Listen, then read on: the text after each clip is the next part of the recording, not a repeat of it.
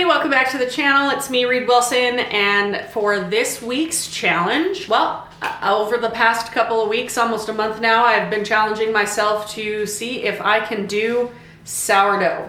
So I have my beautiful starter, everybody, meet Autumn, and she is very bubbly and very ready to go according to all of the research I have done. So today, I'm actually going to attempt to actually make the bread. Let's actually start with that. I've just got to find the recipe because I've never done this before. I also hope that I have enough ingredients to actually make the bread, because I've decided I'm going to try and make two different loaves, and I am going to make them separately because all the research that I was shown is to put in the inclusions during the stretch and fold. So that's what I actually am going to do, because I'm truly trying not to fail at all. I'm actually gonna make two separate loaves at the same time. I know online you see a lot of people like cutting them in half and stuff like that, but I'm really trying not to screw this up. We're gonna just start with this one, and we are going to start with 100 grams of starter. Okay, 100 grams of starter.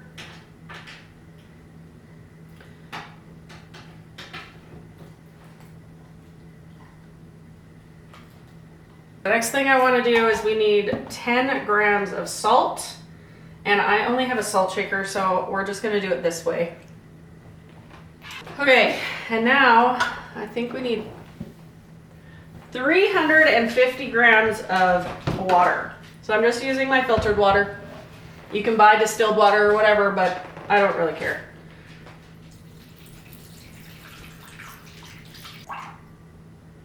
Perfect. Okay, I'm just gonna whisk it.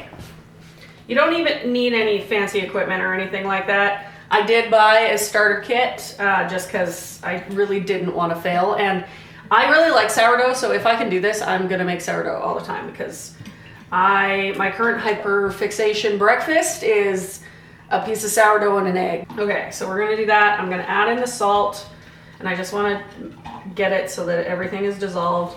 The two inclusions I want to do, so the first bread, or the first loaf, I would like to do like a cheddar and dill. So I'm going to do dill pickles with some cheddar cheese. And the second one, I'm going to see if I can do a sweet inclusion, and I'm just going to make a cinnamon sugar one. I don't like raisins, so I don't want to do a cinnamon raisin one, but I'll probably make a cinnamon raisin one at some point for my sister and my nieces. All right, now that we got that, we need 500 grams of bread flour. I'm really hoping I have enough for both loaves, but I don't think I will. Now that I see it, I probably won't. Now we're just gonna mix a roux.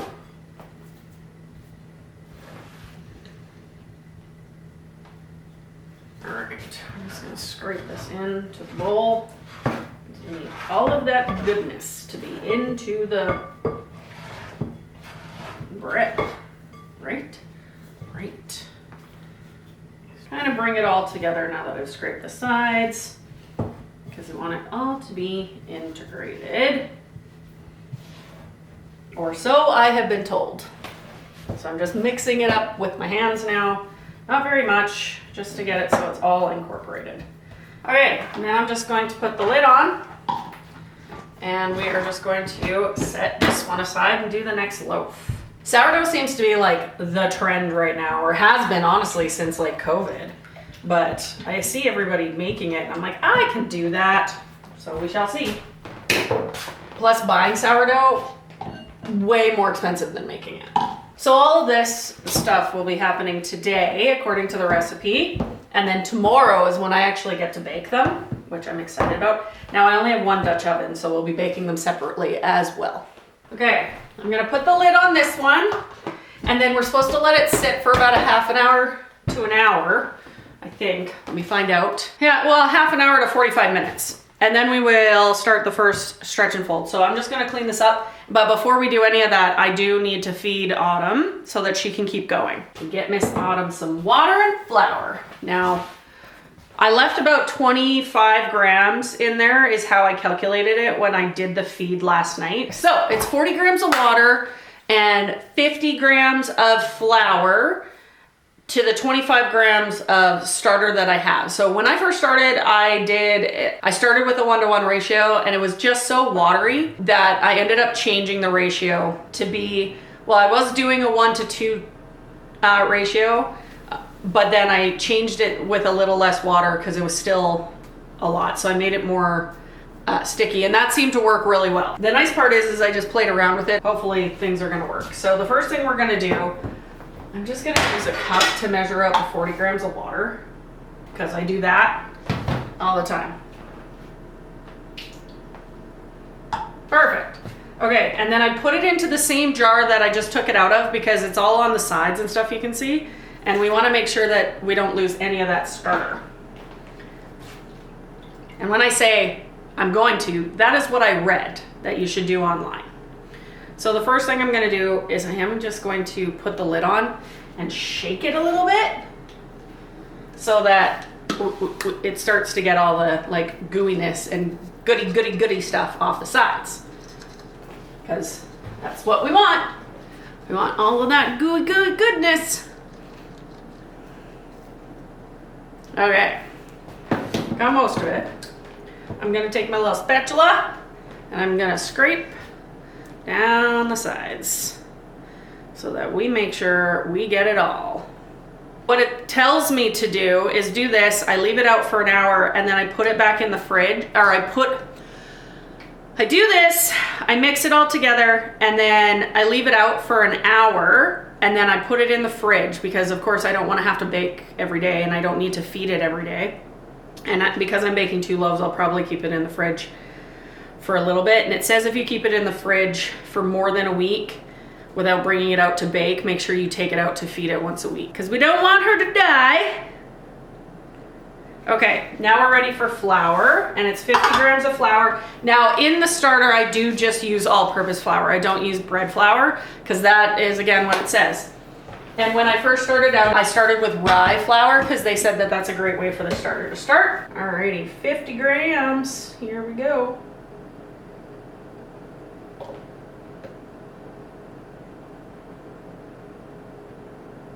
And then I just stir up, and she will look pretty gummy because there is more flour than there is liquid, of course. I found that that's how it works better. Oh, you can't really see it. There you go.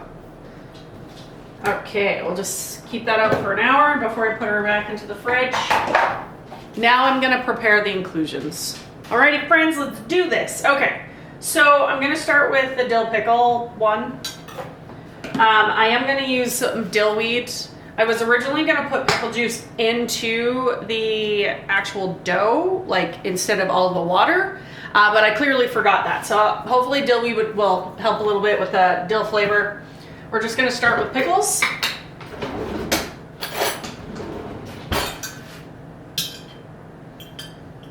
And I have no idea how many to cut up and how many to add, so I'm just playing this all by ear. We'll find out.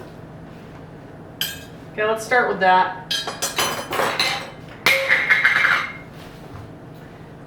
And I have my handy dandy chopper, so all I'm gonna do is cut the pickle in half and put it on the chopper and chop it down so it's in like really tiny pieces.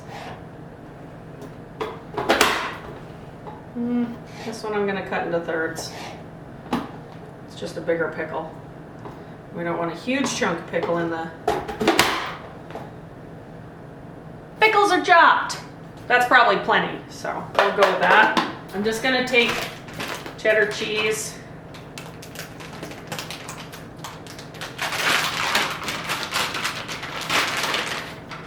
See how thick that is? I think that's the perfect size. And then I'm just gonna cut it into like little chunks.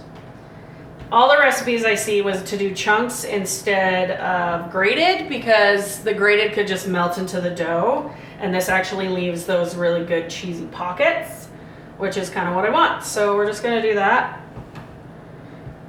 And see, they're just like little squares.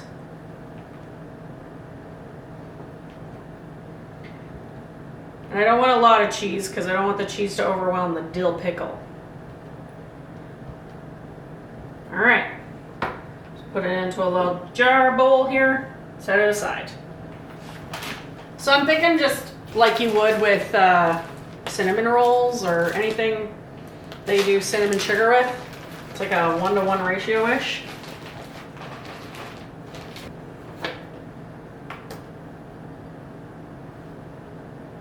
And then I'm just gonna mix it together so that we get brown cinnamon and sugar. Now I'm using brown sugar because I like it better. You can use granulated sugar if that's what you like, but I like brown sugar better. And I'm the one that's gonna eat it. All right, I think that's a good ratio. Cinnamon, brown sugar. Okay, let's do the first set of stretch and folds. So essentially they just say to go underneath, you bring it up, then you fold. Then you do a quarter turn, do the same thing, and you fold. Then you do it again, and you fold. And then you do it again, and you fold. We'll do that again in a half an hour. All right, next stretch and fold. So it's the exact same this time as it was last time. You just scoop under, stretch, fold. Okay, now another half an hour, and this next one we add in the inclusions. Okay, now the fun begins. We're gonna add the inclusions. So I'm gonna start with the cinnamon one because, well, why not, right? All I'm gonna do is I'm just gonna sprinkle it over, and then I'm gonna stretch and fold the one side. Okay, then we're gonna sprinkle a little more, and we're gonna stretch and fold the next side. And you wanna bring it over top, because the whole point is that we wanna include it in everything. And then I'm gonna turn it, and we're gonna stretch and fold this side.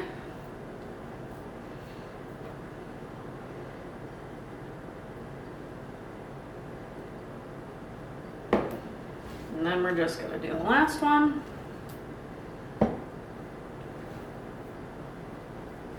Stretch and fold that over that side.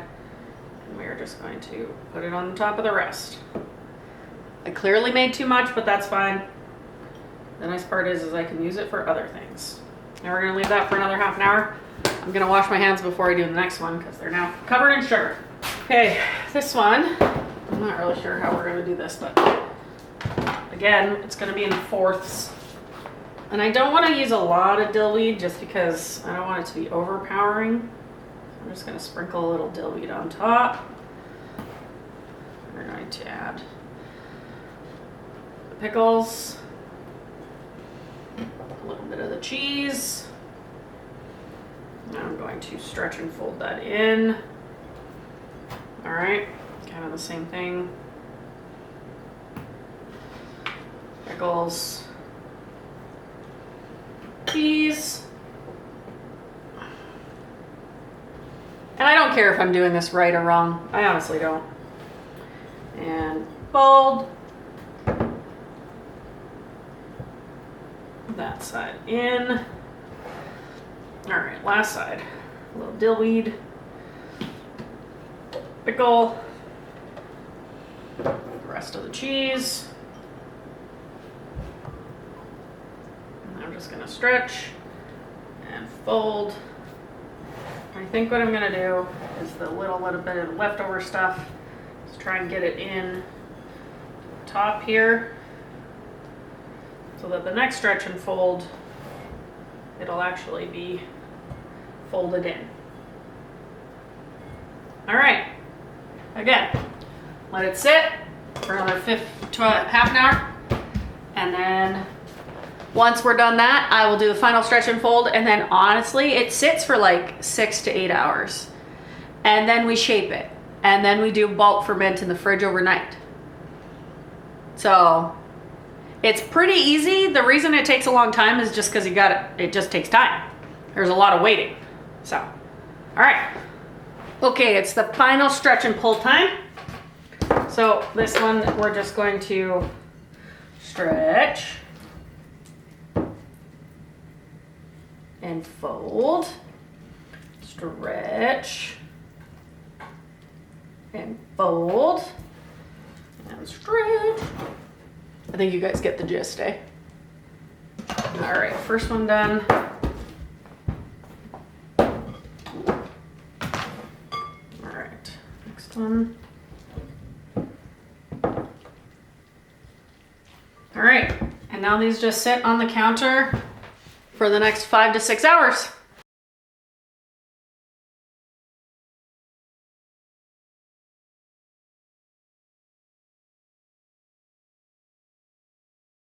All right, you guys, it's bake day, so what that means is I'm gonna stick my Dutch oven into my actual oven. Cold, they're both cold. And then I'm gonna put it up to 450.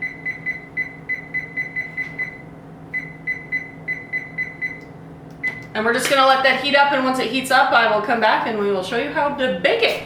All right, you guys, the oven just went off, so we are going to take out the Dutch oven. Without burning me. Okay.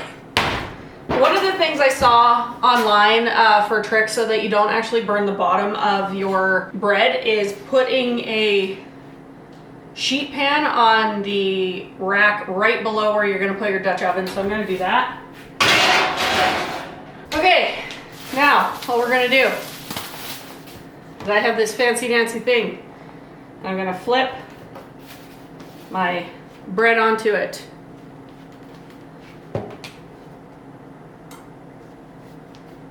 And I know lots of people do like fancy things, but I am just going to cut down the center. So it looks like that. And then we are going to take off the lid, we're going to put it in. And another trick I saw online, you guys, was to add a couple of ice cubes into it. So I will do that.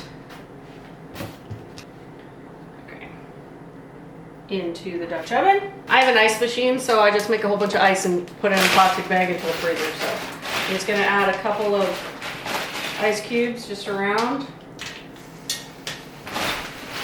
Okay, and then we put the lid on. And then it goes in for 20 minutes with the lid on, and then you take the lid off and it stays in there for another 25 minutes.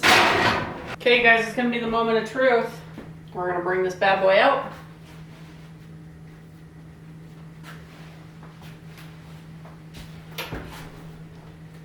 Ooh, it looks pretty toasty.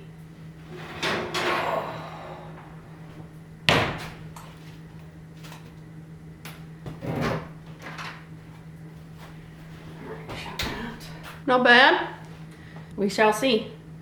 All right, I'm gonna let it cool completely because that's what everything says. You're not supposed to cut into it warm.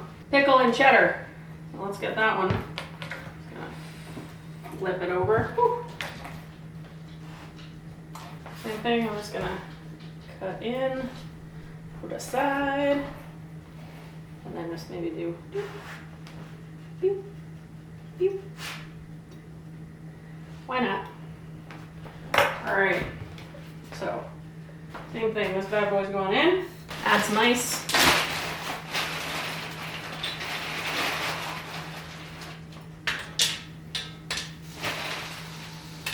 Add the lid.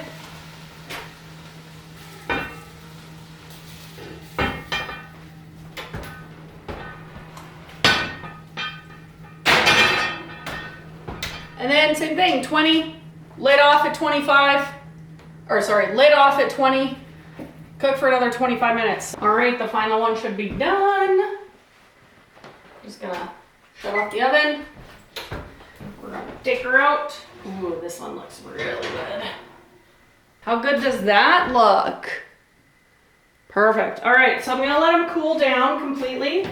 And then when I cut into them, and then I'll toast them up and we'll have a taste test and see if they work. Okay, you guys, I think it is the moment of truth. We're going to see if this worked.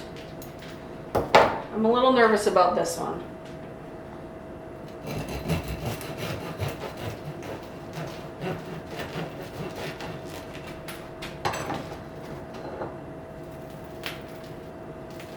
I mean, it looks pretty, but not very many holes.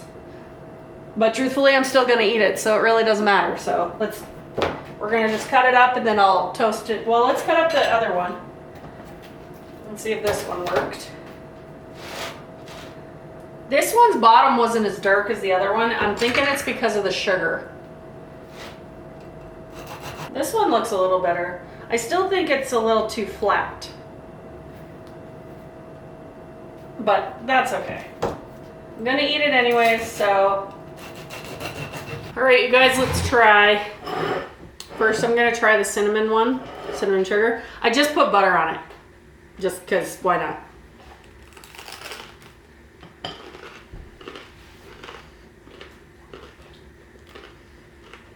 Well, to me, it's exactly what you expect. It's cinnamon sugar sourdough. It's good.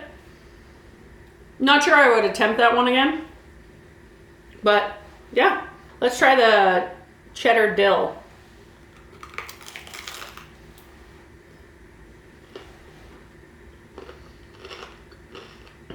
Now that one's really good. I would make that one again. So I don't know if I can call this a success or a fail, but I will continue to try. I think next time I'm just gonna make a standard loaf and see if I can play around and figure it out that way. But either way, they're both edible. They both taste great. So I would say it's success in that way, but I will continue to try. I might do some updates here and there, but I will definitely continue to try because honestly, I love sourdough, and if it's going to make it so I can have sourdough every couple of weeks, I'm 100%. So to me, it's a success. In the sourdough world, I would say it's probably a 50-50 split because it wasn't perfect, but for my first attempt, I think it was pretty decent. If you liked this video, make sure you give it a thumbs up. If you guys have any more video suggestions, whether they're cooking videos or more organizational videos or more pet videos, just let me know in the comments. Or if you want to see any other type of video, again, let me know because I do take your comments into consideration. And don't forget to hit that subscribe button, turn on your notification bell so that you never miss a video. And that's going to be it for me this week, you guys. So when life feels gray, let's find the black and white balance.